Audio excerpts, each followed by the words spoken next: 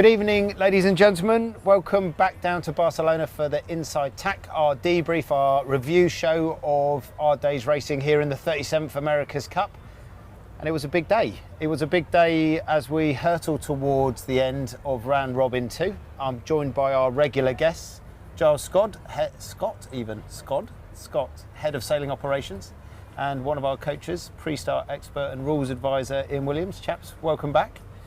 Thank you. Giles, as I said, like a big day for a number of reasons, not just the races that we had lined up for the day against two other challengers, but the conditions as well.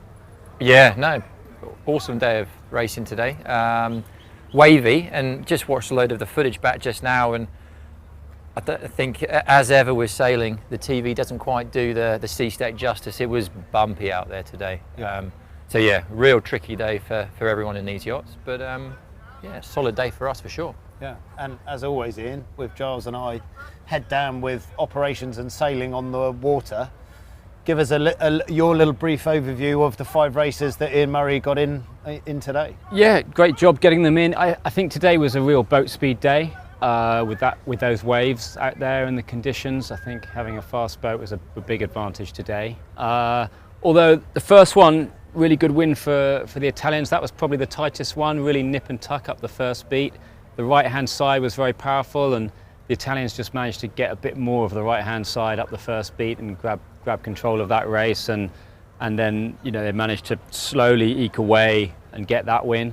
I'll leave ours for now because I'm sure we'll go over them.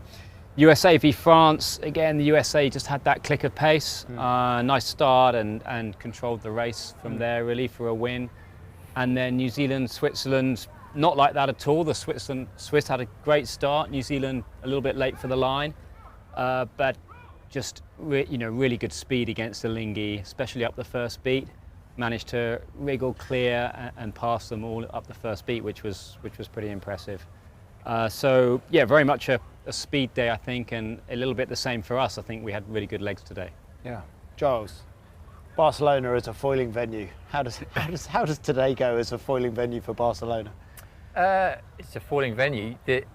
I think you look at where we've been with these yachts and big foiling boats in the past. The game's moving on, and the capabilities of these AC75s is impressive now. Like we're yachting around quite comfortably, doing dry laps in 1 to 1.5 meter seas. To see the progression over the last few years. It's really cool. And yeah, all the teams are doing quite a good job with it. And you, as a member of the senior management, had a look at yesterday's forecast with 2 meter seas, and the forecast coming up for this weekend that was lumpy. And whilst other teams yesterday took the opportunity to rest and recharge, we made the decision to go and sail in heinous conditions. Yeah, it was. Yesterday was a step up on what it was today. I suppose the good thing about today was that the wave period was quite long. So the waves were big, but the peaks were quite a long way apart. Yesterday we went out for a training day, and it was the waves were about as big, but they were short. Yes. Really, really tricky, to the point where our chase boats are big bits of kit, and they've got zero chance keeping up with a yacht.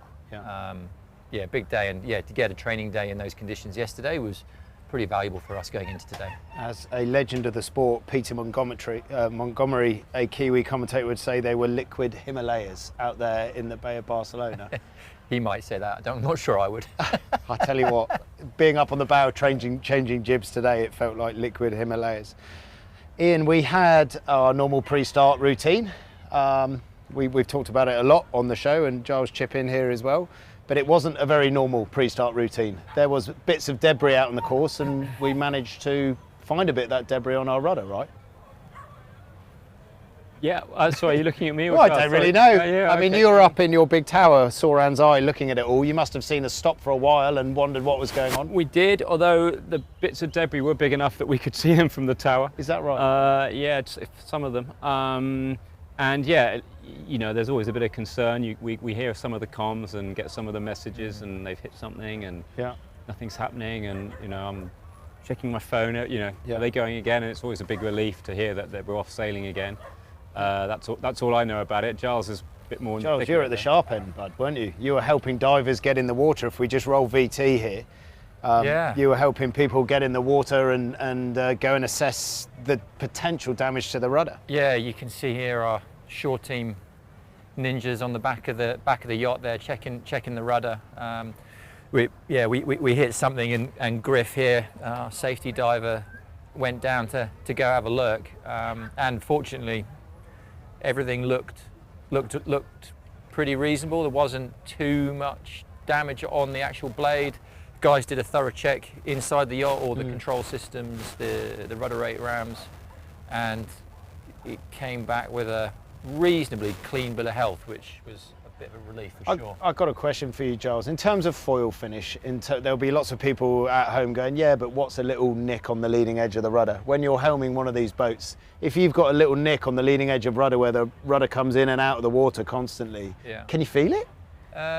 You can feel it when it lets go, yeah. And it doesn't take much for these foils to lay. Any foil, it's the same in any small foiling boat. Tiny little imperfections, especially on leading edges, can lead to, really catastrophic crashes. So when you say let's go, you mean that little chink of leading edge damage would suck air down and vent out, and the rudder would spin out? Yeah, it trips the flow, and the section can just really let go, have no attachment, no grip, and then next thing you know, you're in the drink. Yeah. So we got up and sailing again. We stopped again and had our little brief with our coaches. We got up and sailing again, and then we heard bits and bobs coming out the rudder that we weren't overly pleased with. So we actually then, we played our 10-minute delay card. 15 minute, is it? Yeah. Okay. Luckily, yes. Just to double check that rudder. As Giles said, it makes a big difference. And that was also an opportunity where we changed from the J2 to the J3 as we did our final checks on the rudder, which was a big shout out to the ninjas on Chase 2 again, doing a quick jib change. Yeah, absolutely. Every team has one delay card to play per stage, and the double round robin counts as a stage, so let's hope we don't do the same again tomorrow. Yeah. But yeah, every team has that, and I think it was a wise decision just to make sure on the rudder. And literally, just as that happened, the wind spiked. What, a couple of knots? Yeah, Giles, what did you see, mate? Right at that moment. You're the wind guru out there. Well, yeah, I wouldn't say that, but the wind definitely came. You're looking at the graph anyway. I'm looking at one of the many gurus. Yeah. No, it was tricky as ever. It seems with these boats, it's pretty hard to make a good jib call, and everyone's struggling with it. And yeah, we went for the J2, the top end of the J2, and then, sure enough, the breeze came up a bit, and we felt like we were a little out of range. So, made the call to switch. And it turned out to be the right call, because we did race one in sort of 15 knots. I can't really remember, to be honest. Yeah, 13 to 15. Yeah. But it was the right jib. It was the right jib, yeah. And forecast-wise today, it was pretty tricky, because Cappy, our forecaster in the morning, he wasn't too sure if the thermal was going to kick or not. Yeah. The Garby sea breeze, and I think, from what I hear, I think the sea temperature was a little bit cooler than what he'd expected in the morning. Right. And that just sucked in the thermal. So got a little bit more breeze than expected. And you kind of keep an eye on all that up in the tower as well, watching things develop with the breeze? Yeah, Goobs and I are up there, just keeping an eye on everybody, making sure everything's okay. Yeah. Having a little bit of coffee as well. I can well imagine you're relaxing at certain moments. Yeah, fair enough. But we're working hard, don't worry. Yeah, no, I can only imagine. Very good. Well, that was enough excitement for me to last a day, to be honest, with Griff in the water and late jib changes and all that palaver in a 2-metre sea state. Yeah. But then we went racing, right? Ian, talk us through the first our pre-start against Lingy, where we entered on port. Yeah, it was a good bit of action. We circled round to get on their tail, try and make them decide when to come back to the line, and I think we thought they were coming back just maybe a little bit early, and of course we liked the right-hand side in the Garby breeze, and so we went past and sort of pushed them down the line is the theory here. And it's set up something that we call a wide right. That's correct? There's common language used? Yeah, so what you're trying to do is keep gauge to windward so that they don't gas you off the line. So that the further up the line towards the right-hand end you can be, the clearer air you're going to have off the line. And so that's what we're really trying to do, is push them down the line and not sail too far down the line ourselves. But I think critically as well, we had a couple of knots on them at start time. I think the cyclists did a great job of winding everything on and getting that sheet on hard. In this much breeze, it's so important to have that main sheet on at start time, and apparently it's not that easy. I mean, no, it's a bit of kicking. And great job, I think, and we were high and fast right off the line. And Giles, from this moment, we went out to the left-hand boundary and tried to take control of the race. Yeah, exactly. Out to that first left-hand boundary, super critical. And that's a really nice spot to be in. You're nice and close, bow forward, and able to put a really nice defensive tack for that long port. Yeah. And let's just keep rolling this vid, Louis, because with these aerial shots, Giles, you can see the waves from the helicopter shots are not lined up with the breeze. There was an offset set with the big waves and the breeze. That was the massive feature today, right? Yeah, so the breeze today was from about 210. And you can see there, right, rolling in from the bottom, And the waves were coming from more like 140, I think, today. So yeah, on port here, these boats are charging over the top, down, and then over the top of the next one. So yeah, waves behind you on port, and you can see here how hard it is with the tacks and the pitch control, particularly in terms of keeping the bustles dry. Tough day for those involved with flight control today, for sure. Yeah, absolutely. So went on, and Ian did a nice job in that race of traditional match racing, shutting the course down, conversation between next shift, next pressure, and where the other boat was. Yeah, we did a great job. We pulled away. We were definitely fast, which does make it easier, but also keeping risk down, connecting the puffs, and we were definitely making tactical gains as well. There you go. So that was a win for us against Elingi, which at actually that point, and it was unbeknownst to me, locked us into the semi-finals. So first hurdle jumped, which was great, but we then came up against Luna Rossa, the undefeated Luna Rossa in this round robin, who have been showing a clean pair of heels to everyone and sailing beautifully, in my opinion. Let's dive into the pre-start that we had against Luna Rossa. Giles, similar conditions or much of a change? Because we had 70 minutes between our races. Similar, like sea state wise, completely the same, but opted for the J4. Yes, that's correct. Yeah, J4. And you can see, and they're on their J4 as well. But if you look really closely, you can see that their J4 is almost a half code bigger than ours. So they had a slightly bigger head sail up than us, but we were happy with that. And Ian, as a pre-start coach, we talked about sort of wide right for us in the first race. Kind of roles reverse here as we were closer to the pin end of the line. You happy with what you saw in that pre-start? Yeah, they definitely had a bit of gauge. I wasn't too, I would have preferred their positioning, but I think our execution was better. We were a little bit faster at start time, and in the next 10 seconds we were able to generate quite a big boat speed and turn that into a big VMG gain. And so honestly, I'd say the start wasn't the thing here. I think it was that first board out to the boundary where the guys just did a great job of locking the boat in, particularly with the bumpy conditions, and getting it going really fast. Yeah, absolutely. Louis, let's bump it on to the next clip when we get out onto the race course. It's a challenging race course. Giles, very close up the first beat. Yeah, super close. The guys did a great job of getting to that first boundary and getting the tack onto port without Luna Rossa being in a position to lead bow, which kind of gave us the lead. So that was the first hurdle, and then managed to get round the top in the lead, which was beautiful. Down that first run, few covering moves, which was nice to get in. Certainly after the race that we had with the Americans, where we were kicking ourselves a little bit. It was a bit of a different situation with pressure lines and whatnot, but certainly good to get a few of those covering moves under our belt. yeah, nice clean race again. Good boat handling. Not, you know, doing a move like this here with, you know, jibing in front to defend is if you get that wrong, you get rolled. You can get that rolled. I mean, the distance is quite comfortable there. Like, jibe losses are anywhere from, let's say, 40 meters to 60 meters. Right. So, you know, there's plenty of room to do it, but you know, the pressure comes on, and it does you know, it does change things a little bit. So yeah, the guys did a good job there.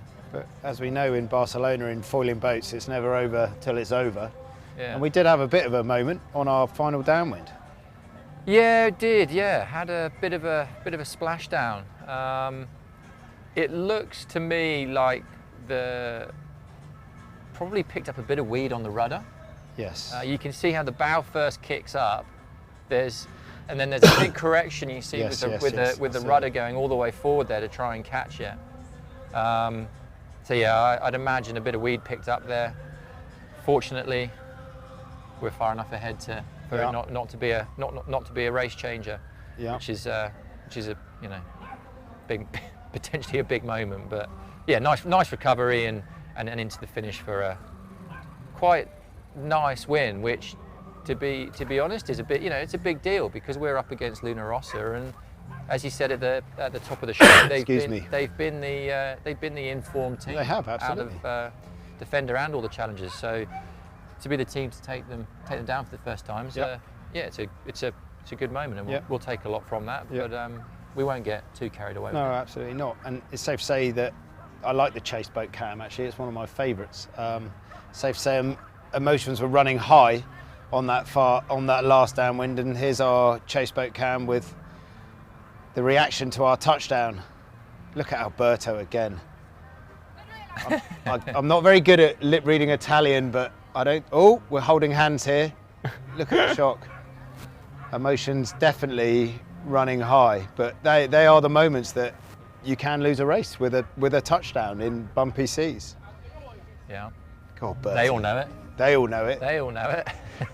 Oh.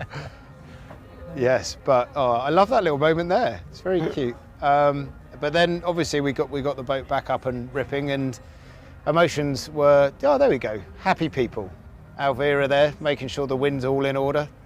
She did a nice job with the wind today. Will Bakewell, yeah. So happy times, but we're round robin racing right now. There is far bigger races to come, Giles. Next weekend, now we've qualified for the semi-final, we can kind of put this to bed. Yeah.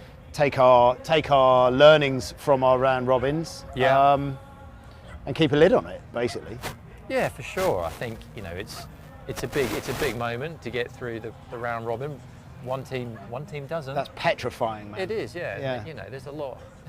The trapdoor is real. Yeah, absolutely. So to get over that hurdle is for sure a big moment. But look, we wouldn't have been competing if we were worried about, you know, realistically getting knocked out in the round robin. I mean, of course we're worried about it, but we want more. So you know, we're certainly looking ahead and hoping for some more good races to come. But yeah, we're certainly not getting ahead of ourselves. Well, that leads us perfectly into a question here from Mozzie Sales. Yeah, right. Now, we said in the last podcast that Mozzie was going to poke his head above the parapet, and he has indeed. And this is a really good question, Giles. Yeah. Not technical from Mozzie for once, more about the vibes, more about the energy, which is I wasn't expecting from him. How does the position of the team and the mood compare as we reach the end of the round robin compared to where we were 3.5 years ago in the Auckland round robin? Yeah. How reflective do you think the results this time have been to the boat's potential? Giles, you obviously lived that whole round robin in Auckland. Yeah, and I think the round robin in Auckland was, I mean, it was amazing, but it was amazing because of the terrible spot we were in before that. We were really not in a good spot with the yacht. We made some changes, and then they came online for the round robin, and suddenly we didn't lose a race, right? Is that right? I can't remember. I don't think we lost a race in that round robin, but I remember towing in with you after we'd got through the round robin and secured our spot, and you know, you were saying, I can't believe we just managed that. No, I couldn't believe it. No, you're all right. We didn't lose a race. Because it was like two weeks previous, we were almost unable to foil at times. So that was like huge relief. I think. So how do you sum up the mood in there now in a couple of words, bud? I think generally we're very, everyone's very happy. We're content with how we've performed, especially off the back of a day like we've had today. But that being said, as we've kind of said a few times, we've got to keep a lid on it. There's a lot more work to do, and we want to go a lot further in this competition. So we're in a good place. We're happy, but everyone knows we've got a lot on. Yeah, absolutely. Right. The vibes question from Mozzie Sales. Who knew? Max Scott, in general, is cavitation more of an issue in swell like today? Everybody seems to lose a foil or a rudder at some point. Now, this is probably a cavitation versus ventilation kind of question, Giles? Want me to have a crack at this? Yeah, go on. Yeah, it is. I think today a lot of the losses and the crashes that you see out there are ventilation, not cavitation. Yep. So cavitation is the boiling of water over the section that effectively stops these boats going any quicker than 50 something knots. Yeah. Ventilation is air moving from the free surface down the foil, and in waves that's the big problem because your foil is in and out of the water, so it ventilates a lot, leading to a lot of crashes. There you go. Good answer. Right, I think that's probably us for today, lads. I need to go and get in the ice bath because the humidity's just gone through the roof and the sweat has turned on. I haven't cooled down from the racing, to be honest. Been triple busy. Me neither. You neither? I know. The taps have turned on. Ian, looking ahead to tomorrow, what have we got lined up, bud? Yes, this is just the finish of the round robins. Obviously, we're sailing against France, Italy against Switzerland, and then New Zealand against USA, and some big races there. I think the ramifications here is if France beat us, which they're more than capable of doing, they look fast again today, and Italy beat Switzerland, they'd both be on 2 points at the end of the double round robin. And what would that mean? That's right, and that then would be a tiebreaker race at the end of tomorrow.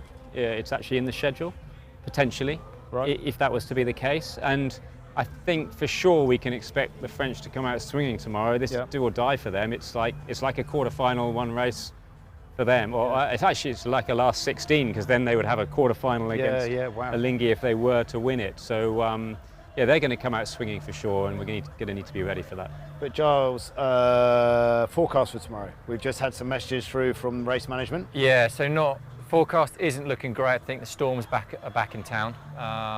There's going to be a race management call at about 9 a.m.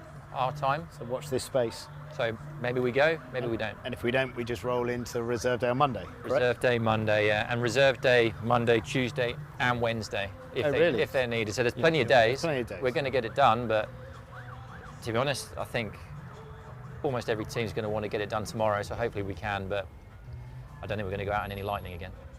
No, I bloody hope not. Yeah. Right, I think that's us for the debrief.